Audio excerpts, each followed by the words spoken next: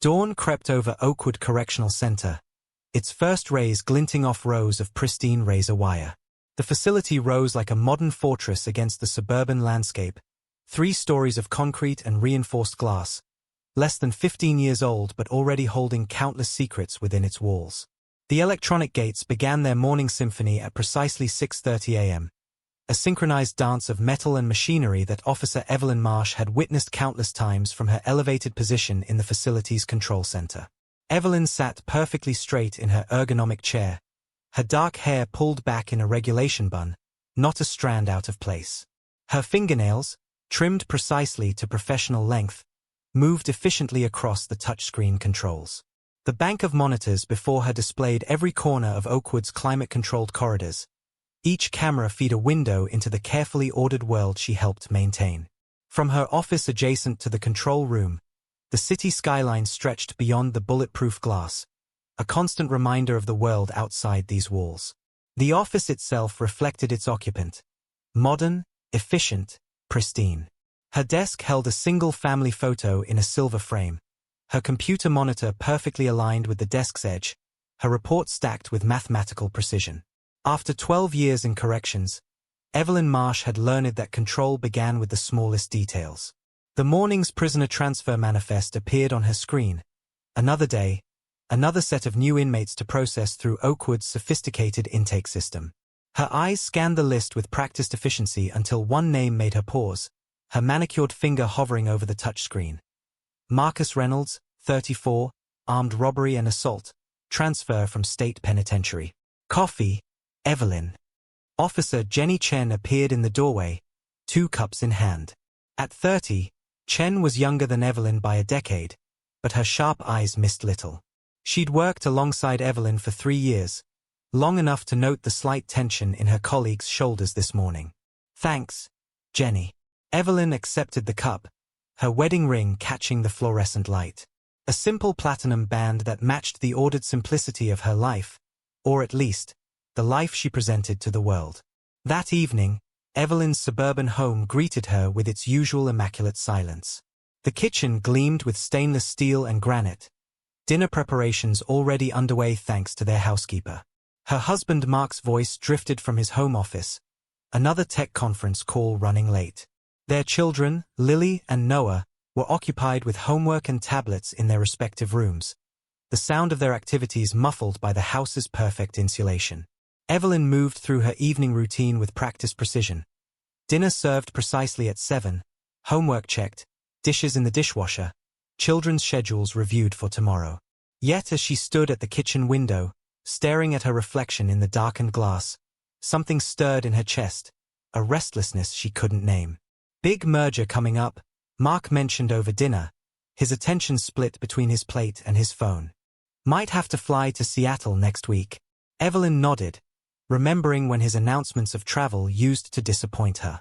Now they barely registered. Later, preparing for bed in their ensuite bathroom, Evelyn studied herself in the mirror. At 40, she was still striking, high cheekbones, clear green eyes, a figure maintained by regular workouts. But something in those eyes had changed lately, a shadow that Officer Chen had noticed during their morning coffee ritual. Everything okay? Chen had asked last week, her tone casual but her gaze sharp. You seem different lately. Evelyn had dismissed the concern with a practiced smile, the same smile she now practiced in the bathroom mirror. Perfect wife, perfect mother, perfect officer, perfect cage. The next morning would bring new inmates, new challenges, new routines to maintain. As Evelyn lay in bed, listening to Mark's steady breathing beside her, her thoughts drifted to the transfer manifest, to a name that had stirred something in her memory. Sleep eluded her, and in the darkness of her perfect bedroom, in her perfect house, with her perfect life, Evelyn Marsh felt the first tremors of an earthquake that would shatter everything she'd built. Outside, the city lights twinkled like distant stars, and somewhere in a transport vehicle, Marcus Reynolds was being moved closer to Oakwood, closer to her carefully ordered world. Neither of them knew that their paths were about to collide in ways that would leave nothing unchanged. The processing center at Oakwood hummed with electronic efficiency under the harsh fluorescent lights. Marcus Reynolds stood in the intake line, his wrists bound by modern restraints, watching the methodical dance of corrections officers and new inmates. 12 years in various prisons had taught him to observe, to wait, to calculate. His eyes tracked the security cameras, the electronic doors, the patterns of movement, old habits from a life of planning heists dying hard. Officer Evelyn Marsh supervised the morning intake from her elevated position, tablet in hand, checking each new arrival against their digital records. The processing center gleamed with stainless steel and reinforced glass, every surface designed to be visible, controllable, sanitized. Yet shadows always found places to hide, even in the most modern facilities. Marcus stepped forward for processing, his height making him stand out among the incoming inmates. As he placed his hand on the fingerprint scanner, something tickled at the edge of his memory, a flash of recognition when the supervising officer spoke. That voice, commanding yet smooth, stirred images he'd buried long ago. Reynolds, Marcus. Face the camera. Her voice hadn't changed in 20 years. He complied, keeping his face neutral, but his mind raced back through time. Summer evenings in a suburban neighborhood, the smell of freshly cut grass, a young girl with determined green eyes who lived 3 houses down. Little Evelyn Mitchell, who always had a book in her hand and dreams bigger than their middle-class street could contain. The memory hit him with unexpected force. He'd recognized her the moment she spoke, but her reaction showed no sign she remembered the boy who used to climb the oak tree outside her window, the teenager who'd watched her leave for college while he drifted toward darker paths. Proceed to medical screening, she ordered, already turning to the next inmate. Dr. Santos, the prison physician, was a sharp-eyed woman in her 50s who noticed the slight tremor in Marcus's hands during the examination. Nervous about the new facility, she asked, making notes on her tablet. Just tired from transport, he replied, his voice carefully modulated. The medical bay smelled of antiseptic and new equipment, everything spotless and ordered. Just like Evelyn's world had always been. Later that day, Marcus was assigned to the laundry facility, a massive operation of industrial washers and dryers, automated sorting systems, and chemical dispensers. The noise of the machines provided cover for thoughts, for memories, for plans. As he learned the systems and schedules, his mind kept returning to the woman in the control center. She changed, sharper now, harder, encased in a shell of professional perfection. But underneath, he caught glimpses of the girl who'd once argued with him about books and justice, whose passion had burned bright enough to light up their dull suburban streets. Officer Chen supervised his initial laundry training, but he felt Evelyn's presence during her routine inspections. Her eyes passed over him without recognition, yet he noticed her lingering in the facility longer than necessary, as if something about the space troubled her. Equipment check at 1,500 hours, Chen announced one afternoon. Officer Marsh will supervise. The industrial laundry room thrummed with machinery as Evelyn conducted the inspection. Marcus worked methodically, explaining the maintenance procedures he'd learned. Their fingers brushed as he handed her the inspection tablet, and he saw her pause, the smallest fracture in her perfect composure. "Have we met before?" she asked, her voice professionally distant but her eyes searching his face. "A lifetime ago," he replied quietly. 3 houses down from the old oak tree. The recognition dawned slowly in her eyes, memories cascading behind them like falling dominoes. The teenager who'd defended her from neighborhood bullies. The boy who'd disappeared into juvenile detention while she'd headed to college. The paths that had diverged so completely. Marcus. His name came out as barely a whisper. Before she could say more, Security Chief Wilson appeared at the laundry room entrance. A former military man with cold eyes and ramrod posture, he observed the interaction with poorly concealed suspicion. "Everything in order, Officer Marsh." "Just completing the inspection, Chief." Her professional mask slipped back into place seamlessly, but Marcus saw the slight tremor in her hand as she signed the digital form. Dr. Santos, updating files in her office that evening, noted Officer Marsh's 3rd visit to the medical bay that week for headache medication. Through her window, she watched the officer pause outside the laundry facility, staring at the doors for a long moment before continuing her rounds. In his bunk that night, Marcus lay awake, remembering summer evenings when possibilities had seemed endless, before choices and circumstances had sent them down such different roads. Now here they were, officer and inmate, separated by steel and glass and years of choices neither could take back. But in the darkness of his cell, a plan began to form. He'd learned patience in prison, learned to wait for the right moment, the right vulnerability. And he knew, better than anyone, that even the most perfect facade had its cracks. In the control room, Evelyn stared at her monitors, her eyes repeatedly drawn to the laundry facility camera feed. The name she hadn't thought of in years echoed in her mind, Marcus Reynolds. The boy who'd been her first crush, her childhood defender, now an inmate under her supervision. Security Chief Wilson's voice crackled over the radio, requesting camera checks of the laundry facility. As Evelyn adjusted the feeds, she caught her reflection in the darkened screen, and for a moment, saw the girl she'd been, standing under an oak tree, saying goodbye to a boy who'd chosen a different path. Neither of them could know that their reunion would set in motion events that would shatter the perfect order of Oakwood Correctional Center, leaving no one unchanged. February brought bitter winds to Oakwood's grounds, but inside the laundry facility, steam from the industrial machines created a perpetual summer. Evelyn found herself drawn there more frequently, her official inspections becoming longer, more detailed. The humid air and constant mechanical drone provided cover for conversations that shouldn't happen, for glances that lingered too long. The chemical storage room became their first sanctuary. During inventory checks, Marcus would explain the cleaning agent's proper storage while Evelyn made notes on her tablet. Their fingers would brush as he handed her bottles to inspect, each touch electric, forbidden. "Remember when you used to read poetry under that oak tree?"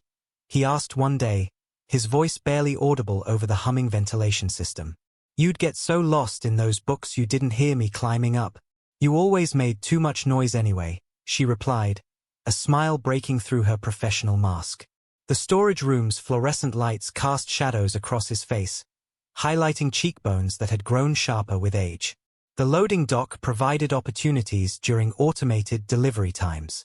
While the robotic systems processed incoming supplies, they'd stand in the shadow of massive steel containers, sharing memories of a past that seemed increasingly distant.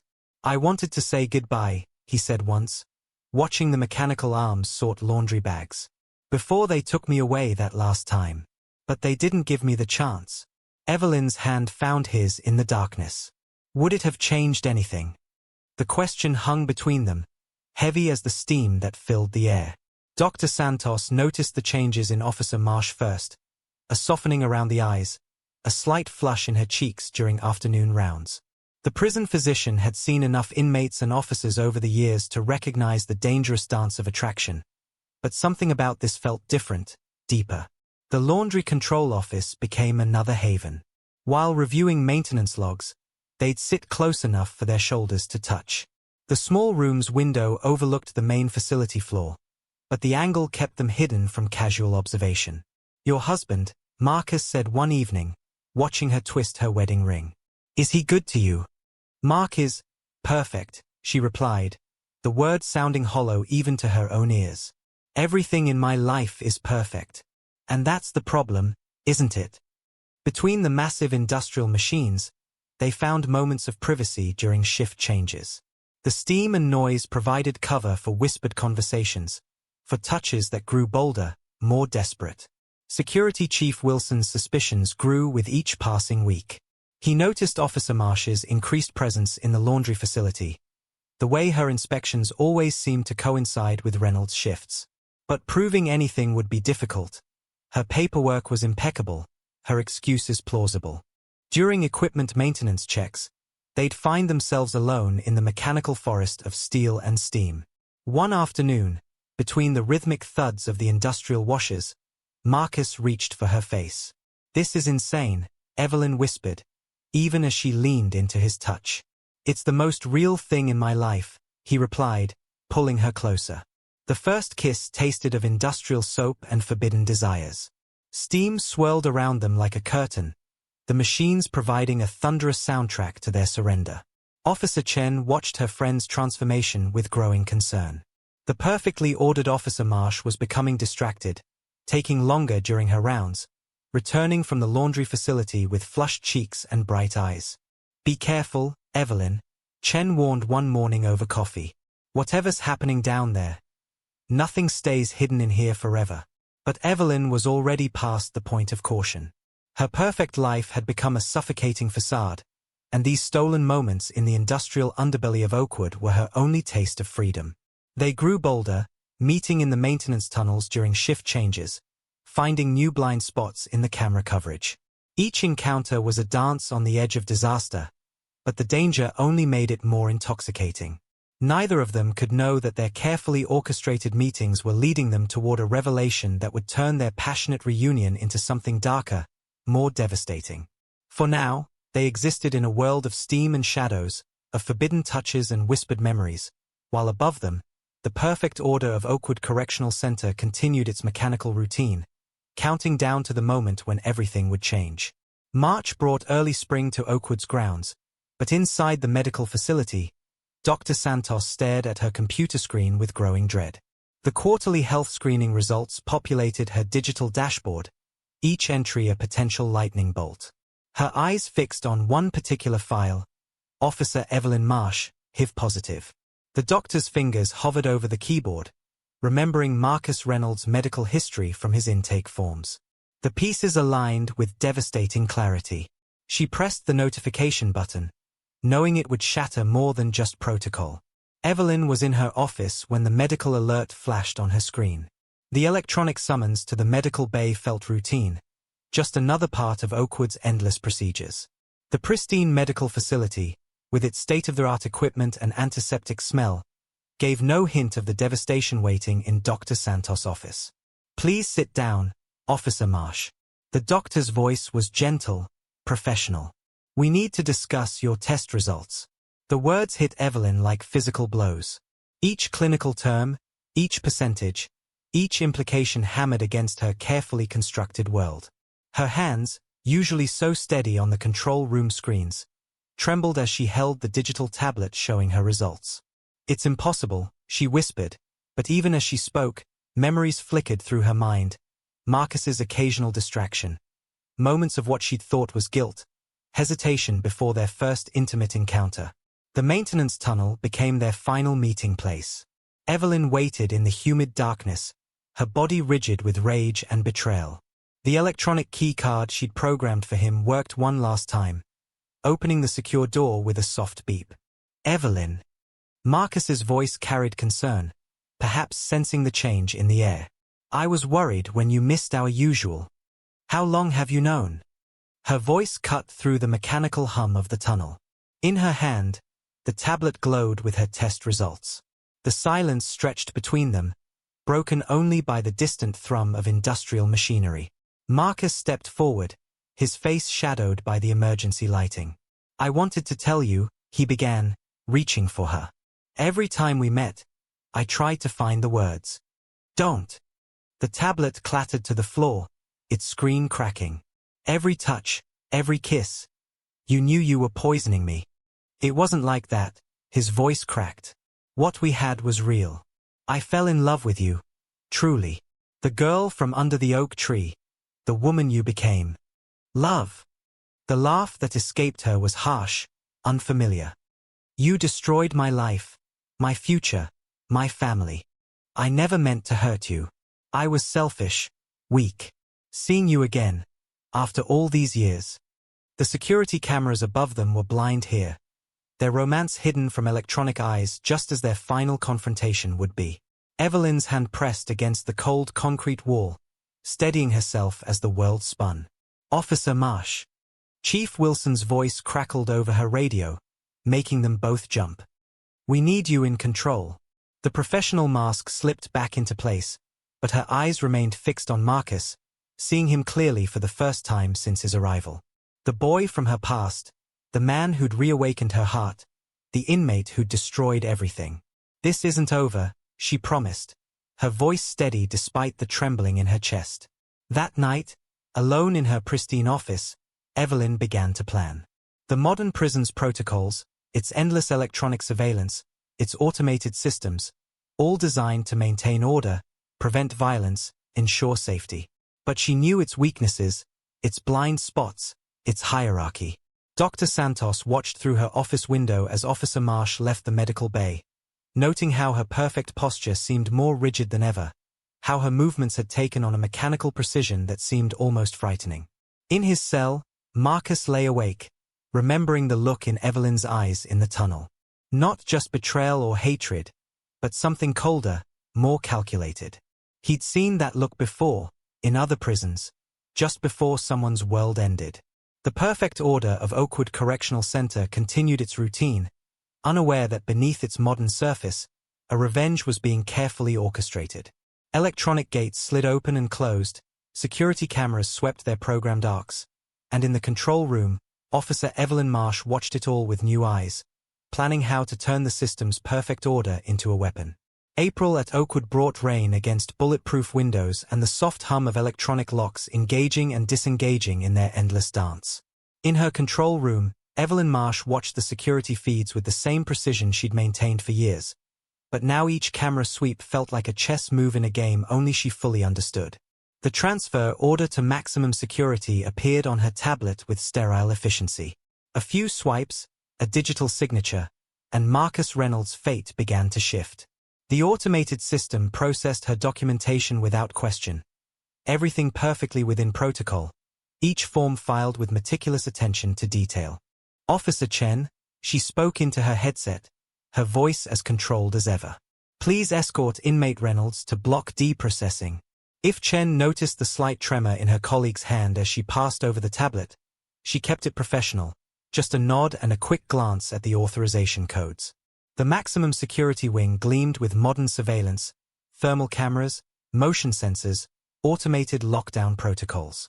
Marcus understood the message in his transfer, read it in the cold efficiency of the processing procedure. As the biometric locks engaged behind him, he caught a final glimpse of Evelyn through the reinforced glass, her face a mask of professional indifference that didn't quite reach her eyes.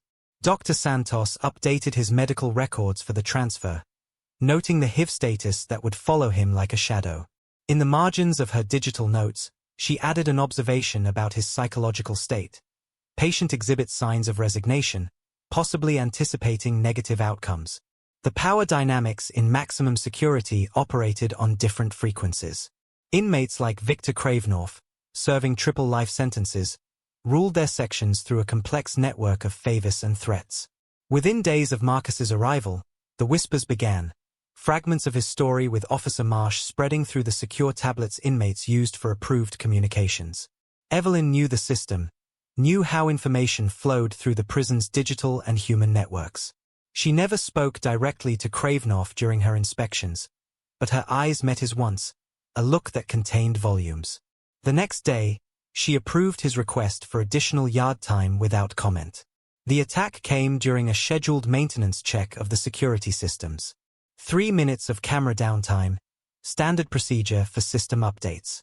The official log would show nothing unusual, just routine maintenance, perfectly scheduled, perfectly executed. They found Marcus in the shower block, the modern drainage system already washing away evidence.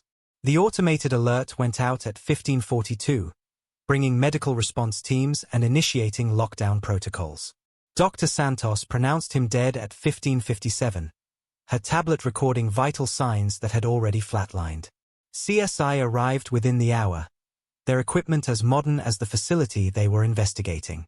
Lead investigator Sarah Cole swept the scene with advanced scanning tools, building a digital reconstruction of Marcus's final moments. Camera blind spots, she asked, reviewing footage on her tablet. Routine maintenance window, Evelyn explained, her voice steady. All properly logged and authorized.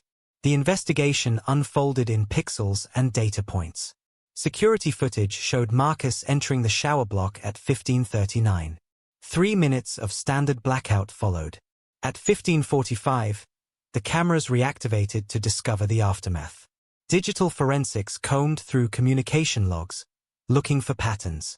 They found nothing obvious, just the usual prison rhythms, all perfectly documented, all within protocols. Kravinoff and his associates had ironclad electronic alibis, their locations tracked by the facility's positioning system. The timing is too perfect, Detective Cole noted, studying the maintenance schedules. But proving it? Officer Chen gave her statement, remembering the changes she'd seen in her friend, the subtle shifts that now seemed so obvious in retrospect.